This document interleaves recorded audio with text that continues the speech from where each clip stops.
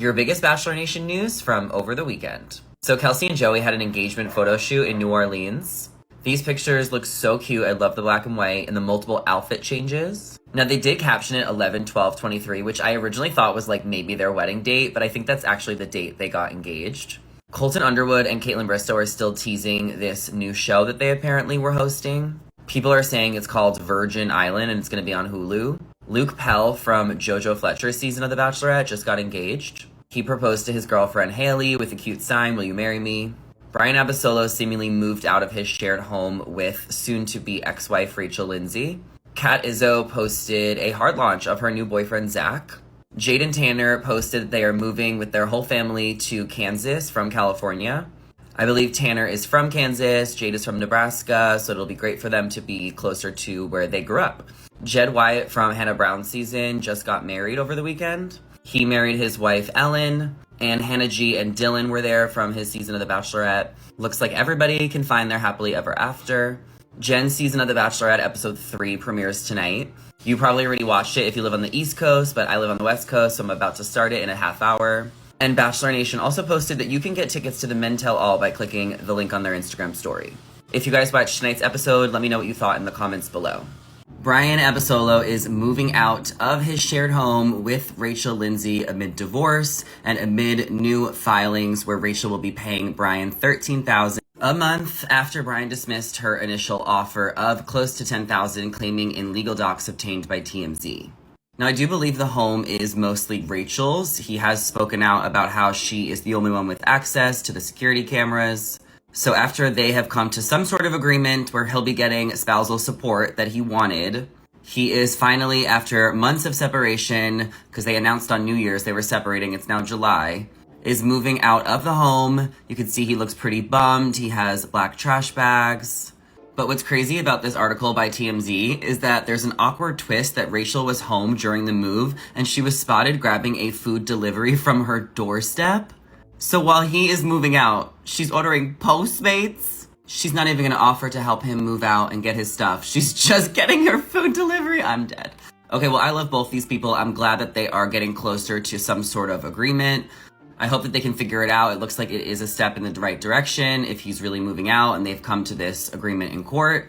Divorce is never easy, so hopefully this is a step forward in the right direction for the both of them.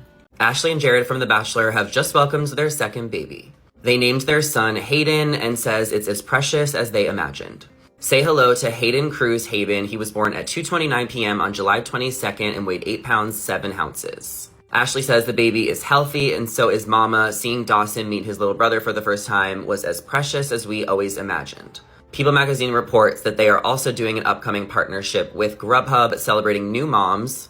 And the reason they named their son Hayden is because Ashley fangirled over Hayden Christensen as a teen. The middle name is Cruz because they love Tom Cruise, so Hayden Cruz Haben.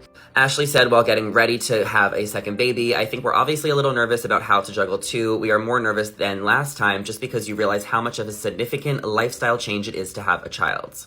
I think we're curious and anxious to see how we're going to be able to keep two people alive, but I'm a lot less nervous about birth because I was petrified of it the first time around, so now I'm like, okay."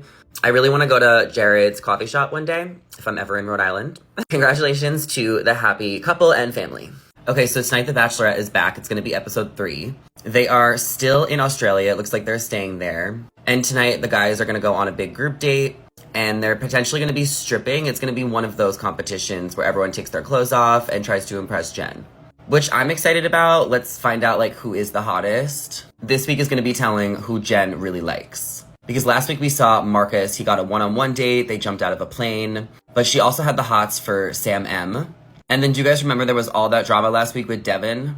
Aaron called him out for like interrupting too much and then gave him a book about like emotional intelligence. I feel like Aaron was kind of like annoying last week about it, but he said on social media that he is vibing, smiling, where Devin posted on social media that he's apologizing in advance and his phone is going to be turned off tonight because The Bachelorette put this post about thrusting and raging. There also is the Thomas of it all who like went off on Devin last week. Thomas was mad that Devin stole Jenn first at the cocktail party last week. So Thomas interrupted Jenn and Devin to talk to Devin, not even Jenn. I also think Grant is like a standout. I know she likes him. And I know people are not as into The Bachelor yet as Love Island, but Love Island just ended and The Bachelorette just started. Okay, so tonight on The Bachelorette, Spencer had his one-on-one date. They are still in Melbourne, Australia, and they went helicopter riding. Jenn was saying that she really appreciated what a gentleman he was, pouring her champagne and making sure her seatbelt was buckled. During the night portion of the date, Spencer opened up about his past relationship. He said that he was previously engaged and that he found out his fiance was cheating on him just months before the wedding. Apparently she packed her bags and said she was staying at her parents' house. And still to this day, he does not know the full extent of her cheating, but it completely broke his heart. Jenn asked Spencer if she thinks he's ready to move on and potentially get engaged again. And Spencer said that he was, because this did happen 4 years ago, so he has moved on and he has healed. But it was a really dark moment in his life, finding out that he was literally cheated on. She was asking, does this mean you don't trust people anymore? And he kind of described it as he finally took the time to see that relationship for what it was, and that's how he was able to find clarity within himself and move on. So Spencer ended up getting the rose. And if you guys don't know, he is from Dallas, Texas, and he is the pet portrait entrepreneur. So I wanted to find out what that was, and his company is called Print Our Pet and creates custom gifts featuring dogs, cats, and other animals. They create pet stickers, posters, frame portraits, pet bowls, blankets, and they seem to have a pretty good resume. Okay, what do we think about Jenn and Spencer? Do we think he'll make it to the top 2, top 4?